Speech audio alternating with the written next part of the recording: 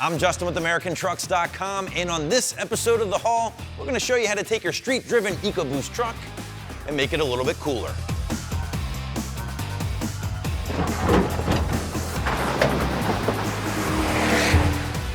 Hey, what's happening, everybody? Today in the shop, my buddy Dave, he's actually an employee of AmericanTrucks.com. We have his 2017 Shadow Black EcoBoost 3.5 truck in. He has been dying to start modding this thing. Well, today is the day, and he's got a laundry list of parts picked out for his rig.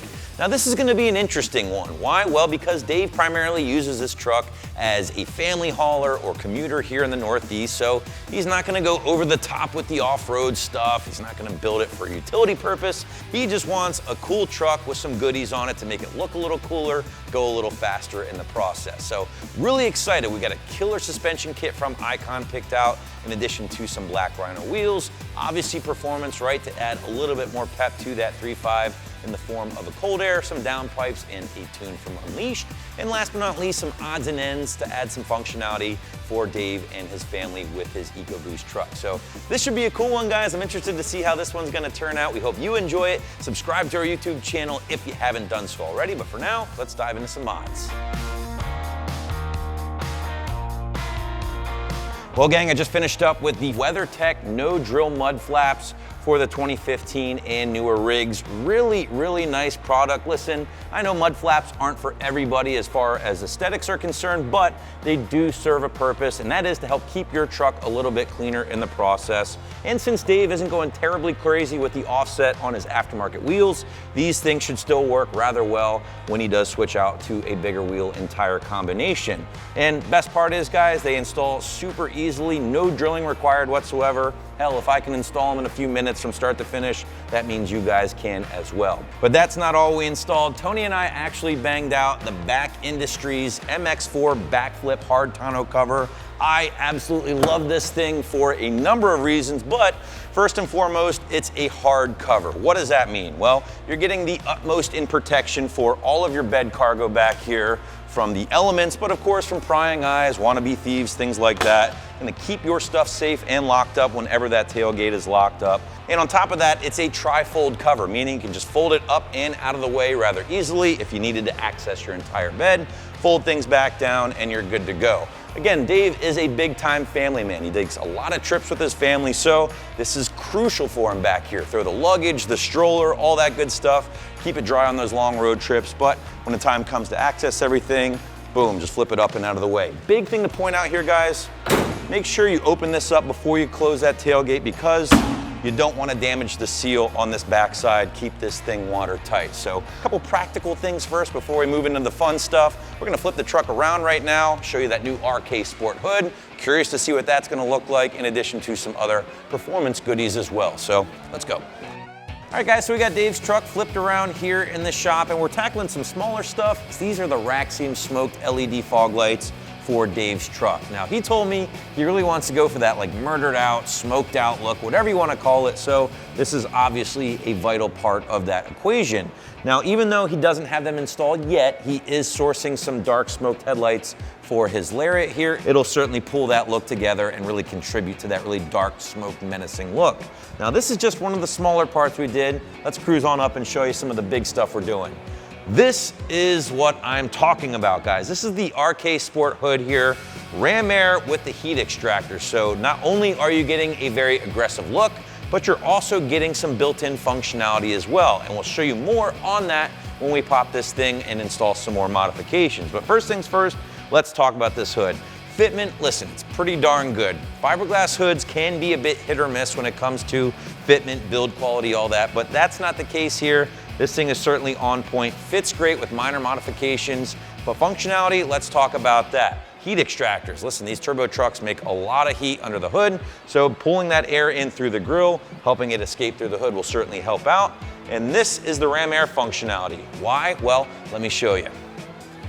Here's what I'm referring to that functionality. As you can see, the ram air hood from RK Sport does have that functional vent up front. Well, that's gonna funnel and channel all that air down to this little vent here and dump that right on top of our newly installed Roush cold air intake system. which is pretty awesome. So again, you're getting some functionality out of this hood in addition to that very aggressive look. But let's talk a little bit more about what we did under here so far. Again, we just mentioned the Roush cold air. Really, really like this system. I have one on my 2nd gen Raptor. It's a great fitting system, very OE in appearance. Dry filter, a lot of you guys prefer a dry filter over an oiled filter for whatever reason. And on top of that, these filters are known to go a lot of miles before they need any cleaning. So relatively maintenance-free, good fitting system. It's really just about getting that look and a little bit more sound, a little bit more performance without a tune. Again, no tune required here. But we also threw in another little thing over here, and this is a vital mod, I'd say, for just about any truck owner out there, especially the earlier EcoBoost guys. And what am I talking about? Well, the JLT 3.0 oil separator. Now these guys are just crucial, especially on strictly direct injected power plants. Luckily with the 2017 here, you're getting the direct injection, but Ford also added the port injectors, so that's kind of cleaning off those valves a little bit more. But before that, when these things were only DI, you got a lot of valve coking because of that blow-by that just got rerouted back into your intake manifold and just right back into the system here. So these things, I can't express it enough, guys. Very, very valuable mod. Very cost effective too. Listen, under 200 bucks, they install easily. They come with factory fittings, so you just snap them into place. You utilize an existing stud here, and then you check it basically every 3,000 miles or every oil change. Unscrew the bottom, dump it out, and there you go. So really, really valuable mod, again, on any platform, but especially these EcoBoost trucks, and especially pre-2017 trucks where it's DI only. So we're making some good progress here. We got a nice little assortment of mods going on so far. We're gonna move on to something that I'm really excited about. I told you guys about the Icon suspension kit. So I'm gonna stop jabbering, get this thing over to the lift and start wrenching.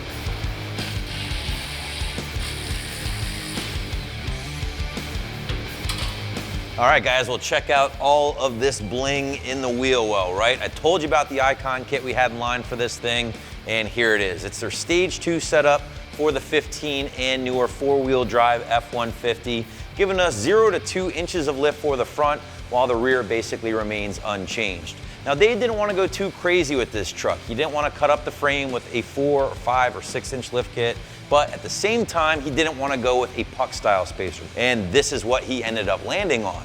Really, really nice stuff here, guys. You're paying for it. I mean, it's not exactly cheap, but in return, you're getting a killer coilover up front, monotube stuff. The spring is actually designed by Eibach. They work together with Icon, and they're also tossing in their Delta joint upper control arm. So you're gonna get your caster back with this, but at the same time, it's not gonna bind up on you, give you all the travel you need without rubbing or anything like that. Rears are again arm monotube. Everything's nice T6 aluminum, really, really nice stuff. I can't say that enough, guys. Made right here in the USA and should give us a nice stance. But that's not all. You can't have a lift kit without some wheels and tires, am I right? So this is what we're working with. Black Rhino, killer new wheel company, guys. I have one on my Raptor, the Sprocket. This is actually the Warlord. 20x9 is your size here in the gunmetal, wrapped in the Mickey Thompson Baja ATZ. It's a 305/55 R20, which basically works out to be 33 and change by 12 inches wide as far as your section width is concerned. And that's basically what he is limited to with this particular lift. He didn't want to go crazy with offset. These are plus 12. He wanted it to be real flush. Didn't want to throw any fender flares on this thing. So I think we nailed it here. We have a couple of more things to finish up underneath the truck. Then we'll bolt these puppies up and show you what it looks like.